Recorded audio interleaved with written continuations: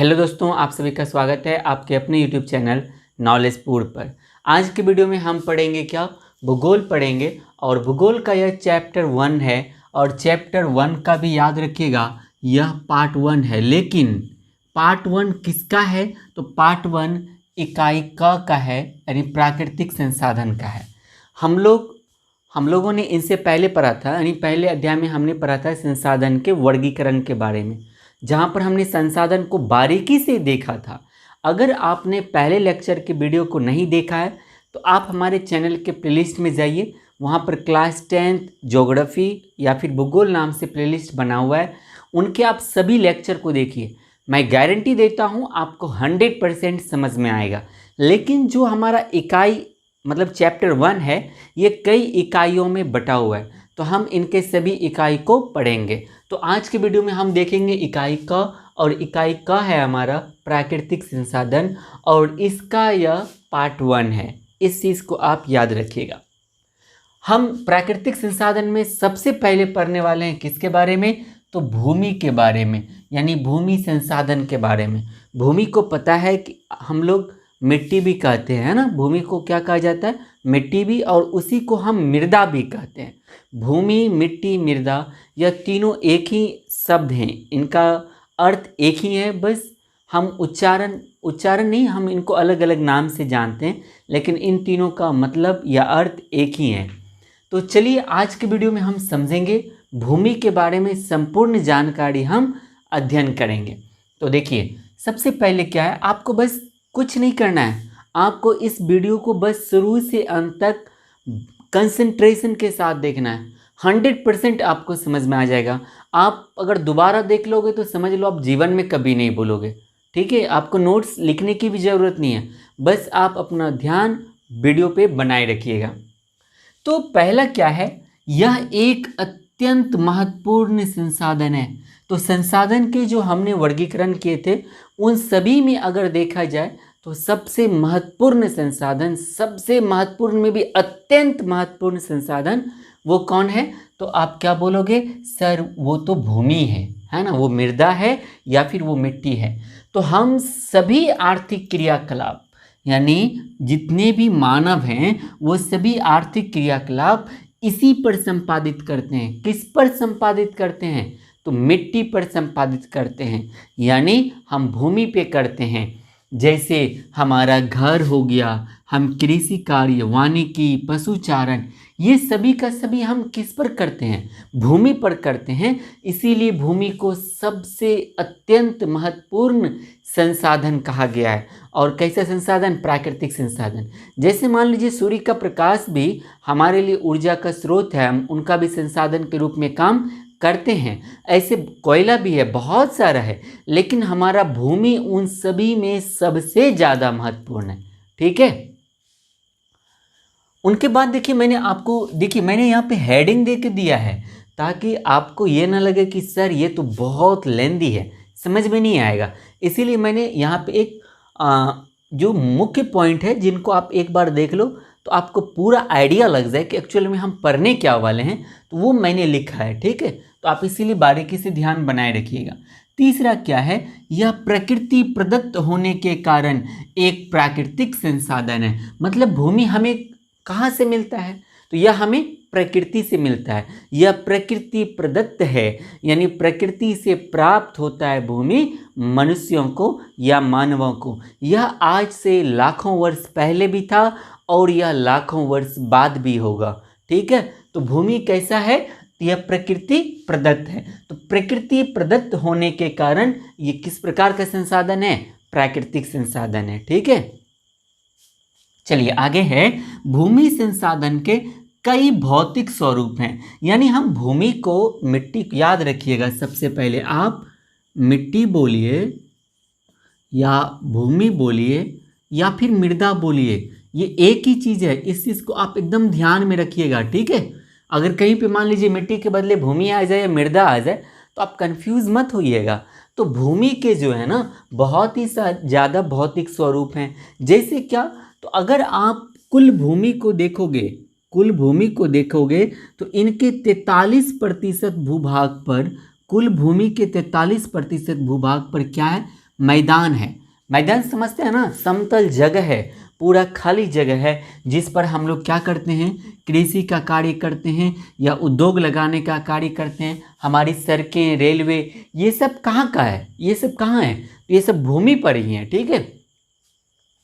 उनके बाद 30% ऐसा हिस्सा है भूमि का जिसका, जहाँ पर क्या पाया जाता है, पर्वत पाया जाता है। तो पर्वतीय क्षेत्र है, यानी 30% पे क्या है, पर्वतीय क्षेत्र है, जो 12 नदियों के प्रवाह को सुनिश्चित करते हुए पर्यटन विकास के लिए भी आवश्यक है।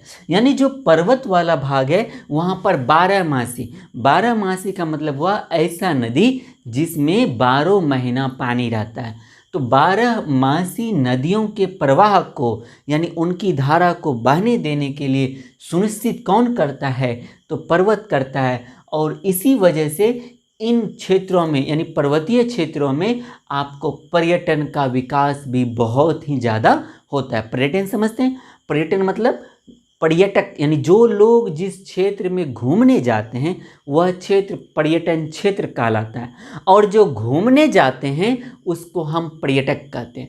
यानी अगर मैं घूमने शिमला जा रहा हूँ तो मैं पर्यटक हूँ, और मैं जहाँ जा रहा हूँ वह मेरे लिए एक पर्यटन क्षेत्र होगा, ठीक है। और 27% भूभाग पे पठार पाया जाता है। 27% भूभाग पे क्या पाया जाता है, पठार पाया जाता है। पठार में आपको मूल रूप से जीवाश्म पाया जाएगा, आपको खनिज संसाधन आपको ये कहाँ मिलेगा, ये आपको बड़े स्तर पर पठारों में पाया जाएगा, ठीक है। चलिए अब देखिए, पृथ्वी की जो सबसे ऊपरी परत है हम इसी को मृदा कहते हैं। तो पृथ्वी की गहराई आपको पता है 10, 15, कहीं 20, कहीं 35 किलोमीटर तक की पृथ्वी के नीचे गहराई है। लेकिन पृथ्वी की जो सबसे ऊपरी परत है, यानी सबसे इनका पहला परत जो है, हम पृथ्वी के सबसे ऊपरी परत को ही हम क्या कहते हैं, मृदा कहते हैं, या भूमि कहते हैं, या फिर हम उसको मिट्टी कहते हैं। किसको मिट्टी कहते हैं, पृथ्वी के ऊपरी परत को हम क्या कहते हैं, मिट्टी कहते हैं, मृदा कहते हैं, या तो फिर हम उसे भूमि कहते हैं, ठीक है। तो मिट्टी या मृदा एक ही चीज़ है। तो नवीकरणीय संसाधन, आपसे प्रश्न बनेगा कि मिट्टी या फिर मृदा किस प्रकार का संसाधन है, आपको दिया रहेगा नवीकरणीय और नवीकरणीय, तो आप क्या बोलोगे, यह एक नवीकरणीय संसाधन है। इसी के सहयोग से पौधों, यानी जो पौधा है, मनुष्य एवं विविध जीव व समुदायों का पोषण भी करती है। यानी मिट्टी का काम सिर्फ, मान लीजिए हम उन पे सड़क, घर, मैदान नहीं बनाते हैं, इनके साथ साथ हम क्या करते हैं, इनके सहयोग से, मिट्टी के सहयोग से ही हमारा पौधा लगता है। आप कभी भी बड़े स्तर पर पौधों को हवा में नहीं उगा सकते हैं। आपको पौधों को उगाने के लिए, उनको रोपने के लिए आपको किसकी आवश्यकता होगी, तो मिट्टी की आवश्यकता होगी।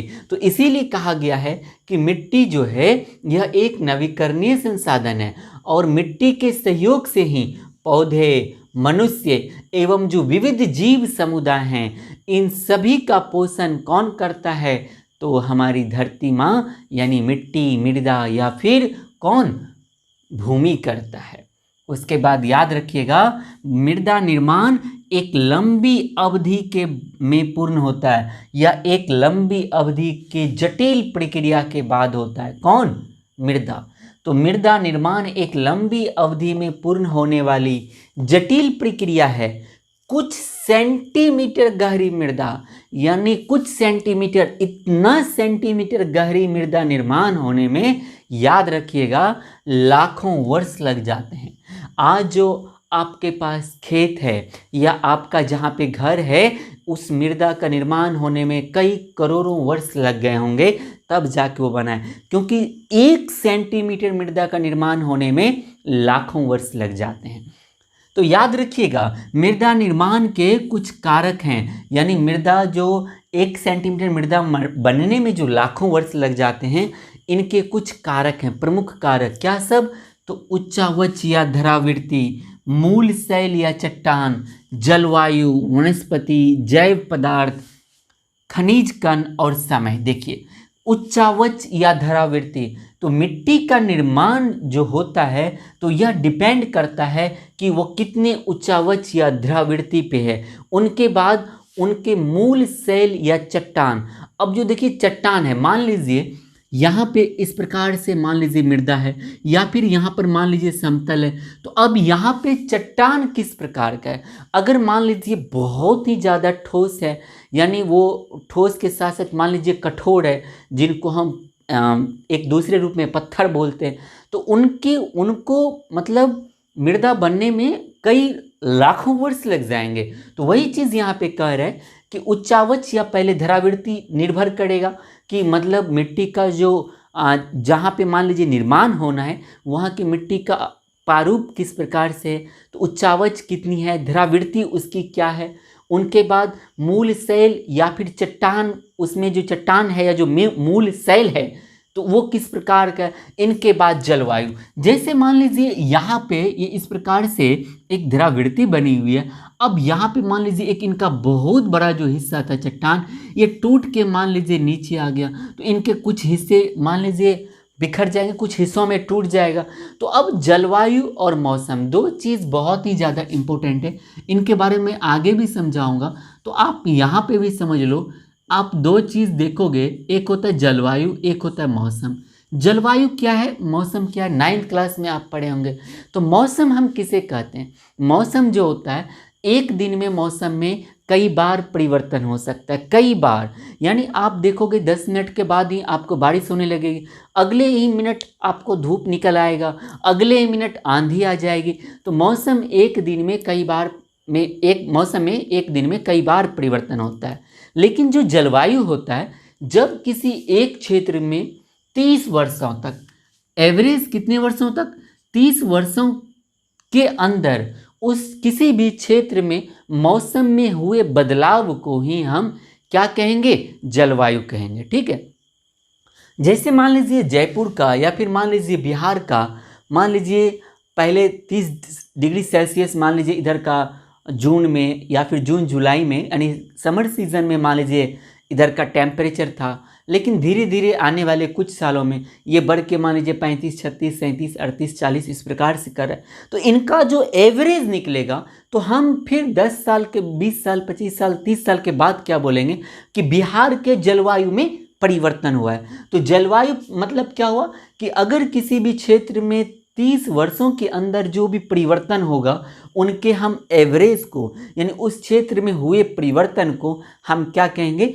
जलवायु परिवर्तन कहेंगे। मौसम क्या है, तो एक दिन में मौसम में कई बार परिवर्तन हो सकता है, कई बार। ठीक है, तो जलवायु भी बहुत मैटर करता है कि किसी भी क्षेत्र का मान लीजिए अगर उस क्षेत्र में बहुत ही ज़्यादा सूर्य का प्रकाश पड़ता है, मान लीजिए सूर्य की किरणें हमेशा सीधी रहती है, तो उस क्षेत्र में मिट्टी का निर्माण होने में हो सकता है एक लंबा समय लग जाएगा, क्योंकि मिट्टी में कभी नमी नहीं आएगा। और जब नमी नहीं आएगा तो वहाँ पर कभी कोई छोटे छोटे पौधे नहीं उगेंगे, वहाँ पर और सारे जो जैव पदार्थ जो हैं वो वहाँ पर उपलब्ध नहीं हो पाएगा। तो उस क्षेत्रों में मिट्टी के निर्माण में कई करोड़ों वर्ष लग जाएंगे। लेकिन कोई अगर ऐसा क्षेत्र है जहाँ पर समय समय पे बारिश भी हो रही है और सूर्य का प्रकाश वह कभी बहुत ज़्यादा तो फिर कम भी पड़ रहा है, तो उस क्षेत्रों में मृदा का निर्माण जल्दी हो जाएगा। तो जलवायु समझ में आ गया। तो जलवायु भी एक फैक्टर है मृदा के निर्माण में।